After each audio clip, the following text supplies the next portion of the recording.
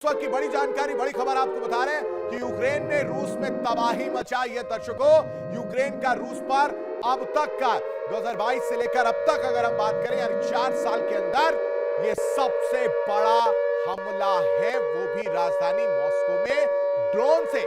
24 घंटे के अंदर की अगर आंकड़ों की बात करें दर्शकों तो यकीन मानिए कि 500 से ज्यादा ड्रोन दागे गए हैं और हमले में भारी नुकसान की खबर भी निकलकर सामने आ रही है। इधर रविवार रात जो है रूस मॉस्को में बैठे लोग आराम से चैन की नींद में सो रहे थे। उधर यूक्रेन ने कहा कि मैं वो दर्द नहीं भूला, मैं वो जख्म नहीं भूला हूं। उसको लेकर ज़ेलेंस्की साहब जो निकलकर सामने आते हैं, सोशल मीडिया प्लेटफॉर्म एक्स पर एक वीडियो शेयर करते हैं और कहते हैं ये देखिए जो धुआं निकल रहा है ये हमें रूस ने दर्द दिया है, ये जो जख्म है ये रूस ने दिया है राजधानी कीव पर हमला करके। लेकिन इसका जवाब देंगे और उसी जवाब का नतीजा है कि हमला किया गया, इसको मैं बताऊंगा। लेकिन इस बीच एक और बड़ी खबर आपको जल्दी से बता देते हैं। इस वक्त एक और बड़ी और अहम खबर, बड़ी जानकारी आपको देते हैं कि रूस ने मॉस्को का भी बदला लिया यानी पलटवार किया है, हमला किया गया है। अलग अलग जगहों पर मिसाइल और ड्रोन की बौछार जो है लगातार देखने को मिल रही है, क्योंकि इधर से तो हमला किया ही गया यूक्रेन की तरफ से, दूसरी तरफ से रूस ने भी हमला कर दिया और लगातार मिसाइल और ड्रोन से हमला किया जा रहा है। अब आप इन दो बड़ी खबरों को समझिए कि इसकी कहानी शुरू कहां से होती है। 4 साल से युद्ध चल रहा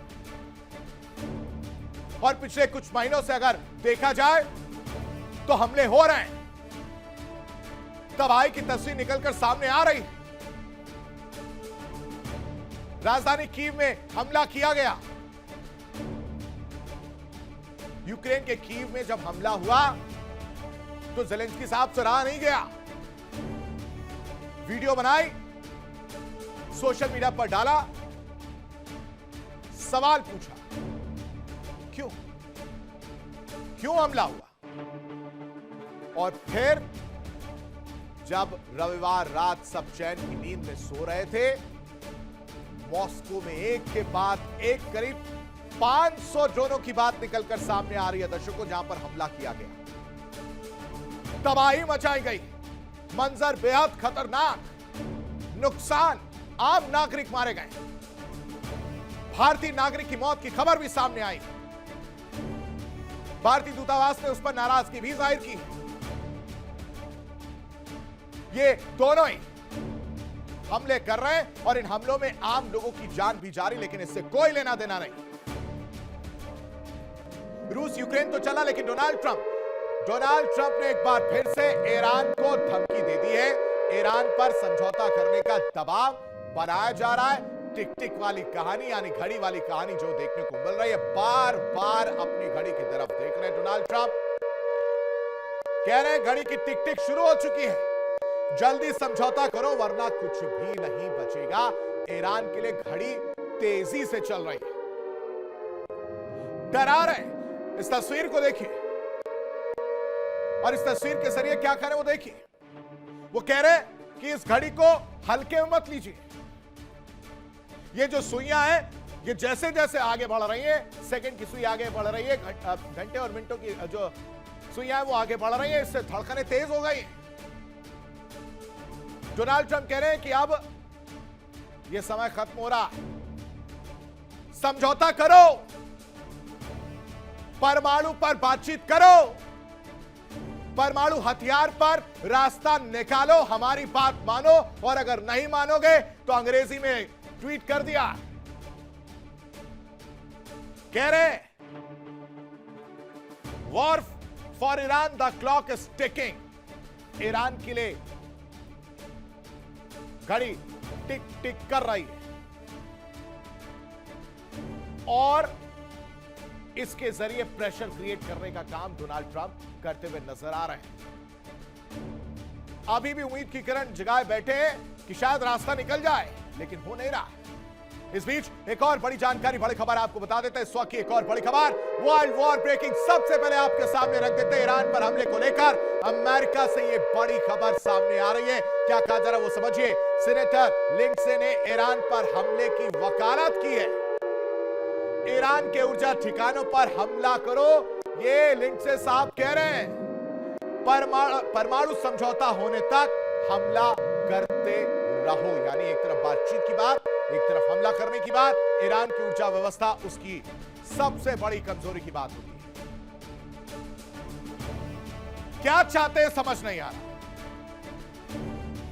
सीनेटर साहब डोनाल्ड ट्रंप को समझा नहीं पा रहे, क्योंकि एक तरफ तो आप बातचीत की बात कह रहे हैं और दूसरी तरफ हमला करने की बात कर रहे हैं।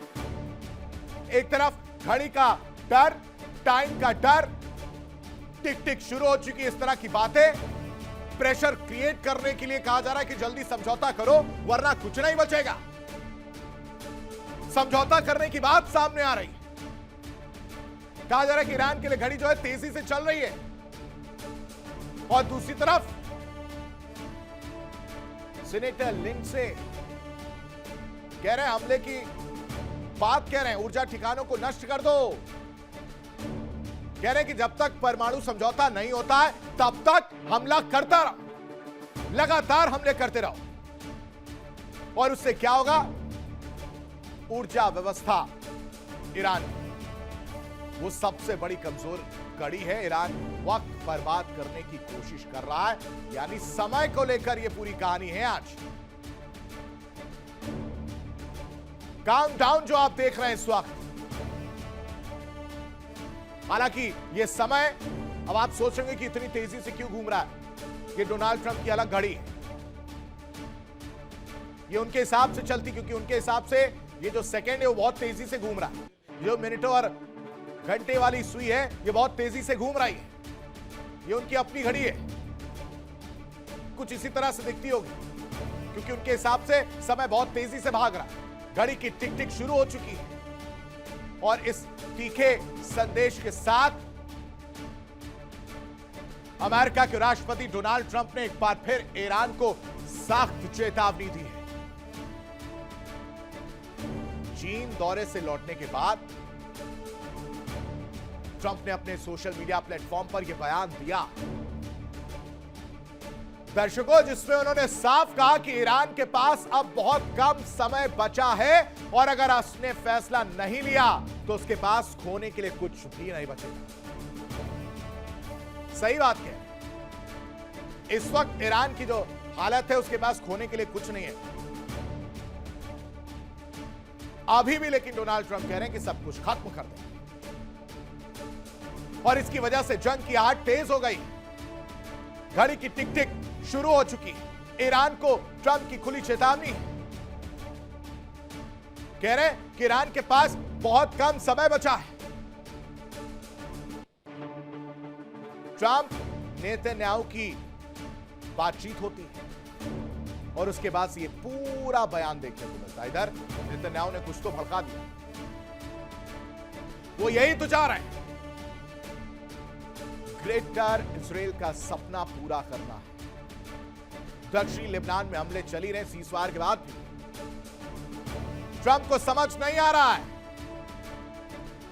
कि उनके कंधे पर रखकर बंदूक चलाया जा रहा है, भड़काया जा रहा है। इधर फोन कॉल पर बातचीत हो गई और उधर ये बयान, लेकिन नेतन्याहू भी कम नहीं। हाई लेवल की सिक्योरिटी मीटिंग बुलाई है जिसमें दो मुद्दों पर चर्चा हो रही है। पहली कि अभी जो हालात हैं उससे कैसे निपटना, और दूसरी सबसे जरूरी कि जिन पर भरोसा कर रहे हैं डोनाल्ड ट्रंप, वो उस पर भरोसा करता ही नहीं। वो कह रहे हैं कि चीन से वापस लौटे तो इसको लेकर भी मीटिंग जरूरी है। भाई साहब, इन्होंने क्या खेल कर दिया वहां पर। इजराइल अमेरिका के बीच रणनीति पर मंथन जो है वो चल रहा है। नेतन्याहू ट्रंप फोन कॉल के बाद हलचल तेज हो चुकी है, जो मैंने आपको बताया, लेकिन इसी वजह से बड़ा सवाल उठ रहा है कि क्या एक बार फिर से, जो मैं हर दिन कह रहा हूं आप लोगों से, यकीन मानिए कि हमला होगा। क्या एक बार फिर से महायुद्ध देखने को मिलेगा? रिपोर्ट।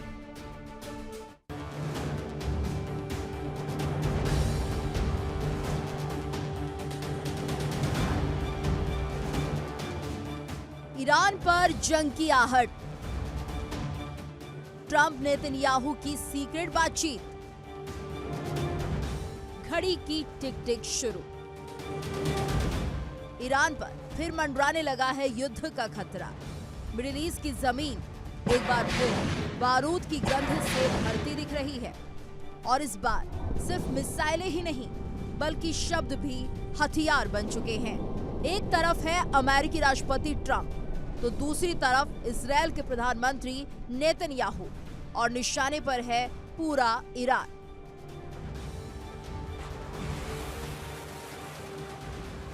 ट्रंप ने चीन दौरे से लौटते ही ऐसा बयान दिया है जिसने तेहरान से लेकर तेल अवीव तक हलचल मचा दी है। घड़ी की टिक टिक शुरू हो चुकी है।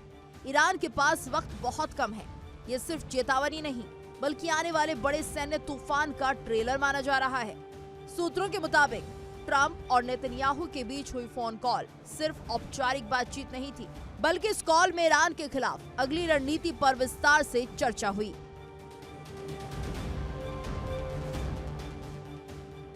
बताया जा रहा है कि बातचीत के तुरंत बाद नेतन्याहू ने अपने शीर्ष मंत्रियों और सुरक्षा अधिकारियों के साथ एक सीक्रेट मीटिंग भी बुलाई जिसमें दो सबसे बड़े मुद्दे थे।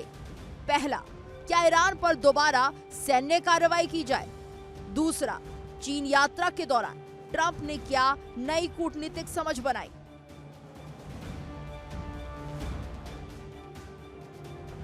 अब सवाल उठ रहा है, क्या वॉशिंगटन और तेल अवीव मिलकर एक बार फिर तेहरान पर हमला करने की तैयारी कर रहे हैं। क्या मिडिल ईस्ट एक और विनाशकारी युद्ध की दहलीज पर खड़ा है। ट्रंप ने अपने social media platform truth social पर जो लिखा उसने पूरी दुनिया का ध्यान खींच लिया। उन्होंने कहा, ईरान के लिए समय तेजी से खत्म हो रहा है। अगर अब भी फैसला नहीं लिया गया तो उनके पास कुछ नहीं बचेगा।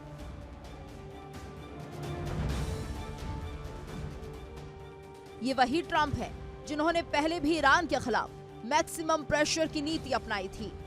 जनरल कासिम सुलेमानी की हत्या का आदेश दिया था और अब सत्ता में वापसी के बाद फिर वही आक्रामक तेवर दिखाई दे रहे हैं। उधर ईरान भी झुकने को तैयार नहीं दिख रहा।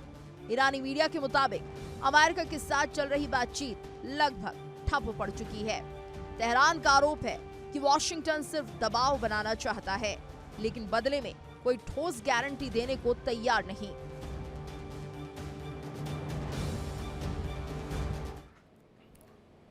देखिए इंडिया डेली 24/7 अब आपके स्मार्ट टीवी पर। इंडिया डेली मौजूद है सभी डिजिटल प्लेटफॉर्म पर लाइव और लगातार। इंडिया डेली 24/7 हर दिन राष्ट्र को समर्पित।